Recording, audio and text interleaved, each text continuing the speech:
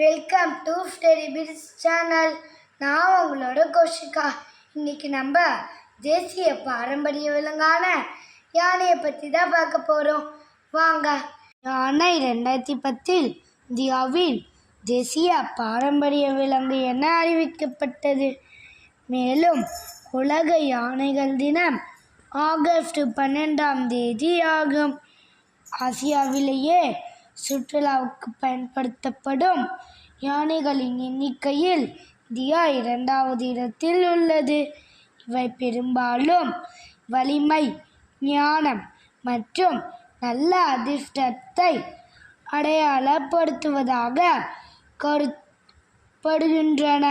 இது மேலும் தாய்லாந்து மற்றும் லாவோஸ் நாடுகளில் தேசிய விலங்காகும்.